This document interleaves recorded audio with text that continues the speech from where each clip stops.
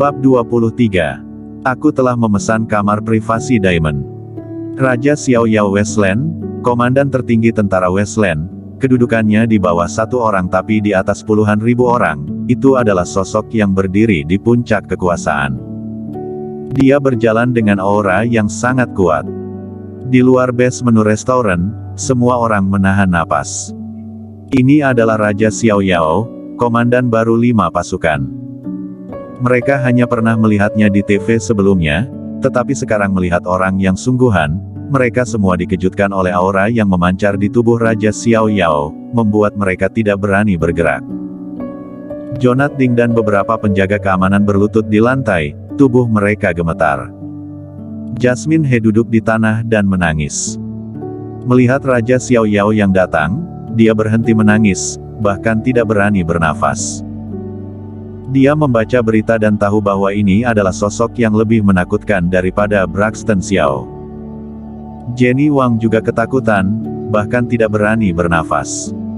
Semua orang terlihat ngeri, hanya Kingston Jiang yang terlihat tenang. Raja Xiao Yao, dia pernah melihatnya sekali, ketika dia diangkat sebagai komandan.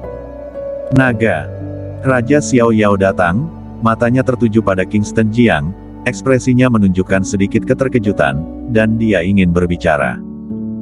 Tetapi ketika dia melihat kedipan mata Kingston Jiang, dia tiba-tiba mengerti. Dia melihat sekeliling dan melihat ke arah Jonat Ding yang sedang berlutut di lantai dengan tubuh gemetar. Dia bertanya dengan pelan, "Ada apa?" Komandan, tidak ada apa-apa." Begitu Raja Xiao Yao melihat kejadian itu, dia tahu apa yang sedang terjadi, dan dia pun memarahi, di daerah di bawah yurisdiksiku ini, dilarang mencari masalah. Jika tidak, akan diberi hukuman berat, nyah. Siap. Mana berani Jonat Ding berdiam lebih lama, tubuhnya seperti bola dan berguling menjauh. Beberapa petugas keamanan melakukan hal yang sama, dan berguling pergi. Saat ini, beberapa jeep datang. Raja Xiao Yao melirik Kingston Jiang, tanpa banyak bicara, masuk ke dalam jeep dan pergi.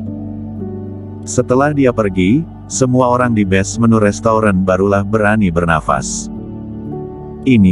Apakah ini komandan tertinggi 5 pasukan?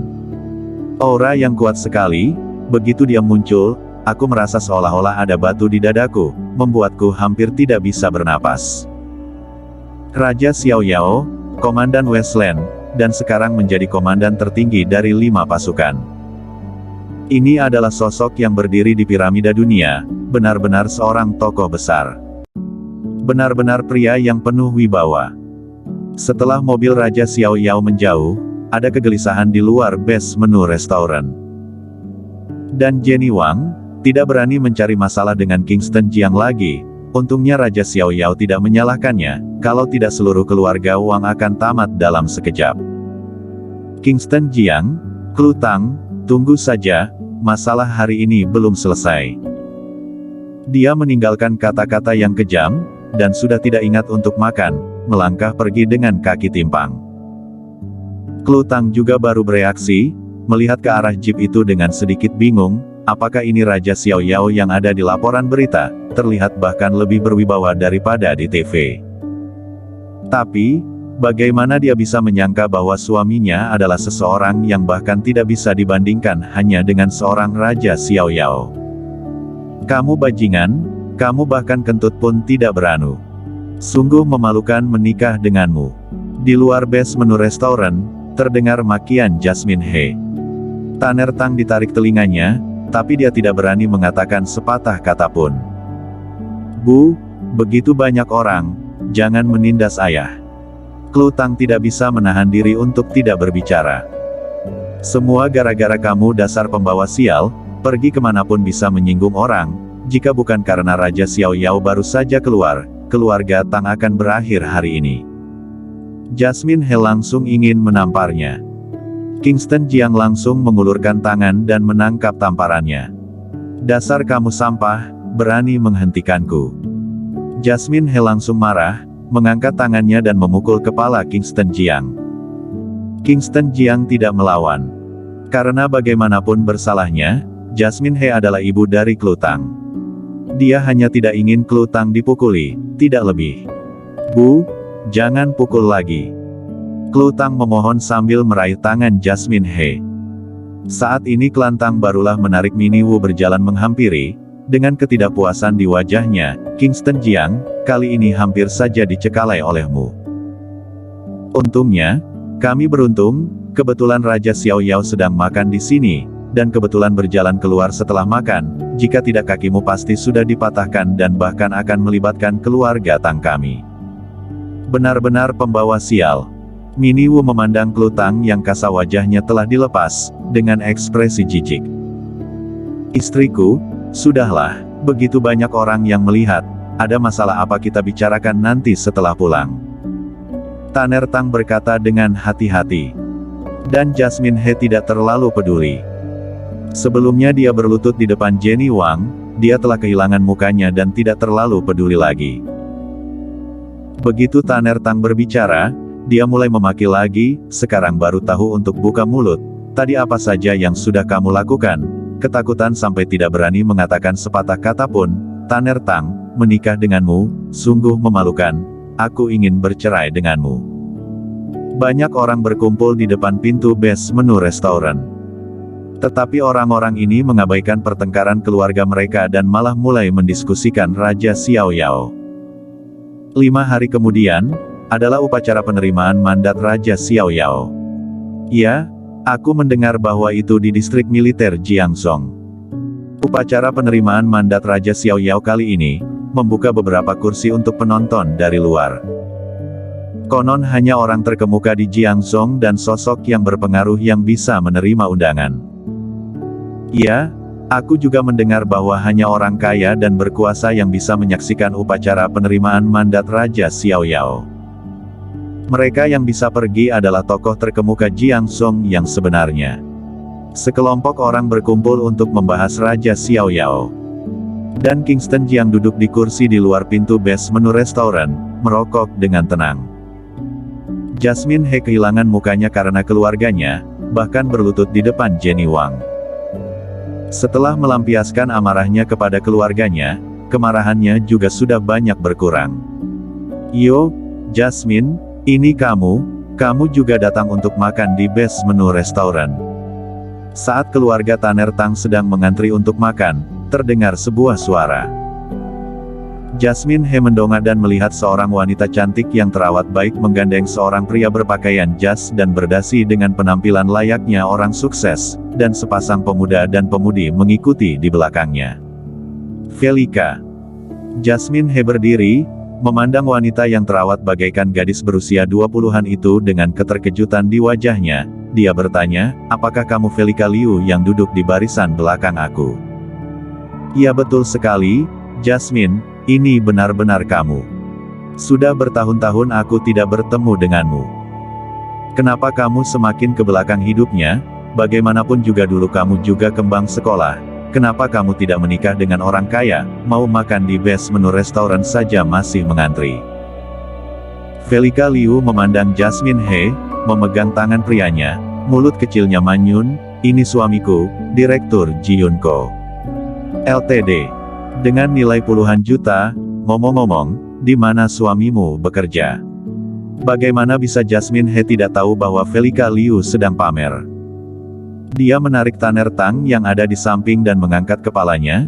Suamiku Tanner Tang, anggota keluarga Tang, memiliki 10% saham dari Yongel Tang's Group. Berbagai properti keluarga Tang bernilai lebih dari ratusan juta, suamiku juga bernilai ratusan juta.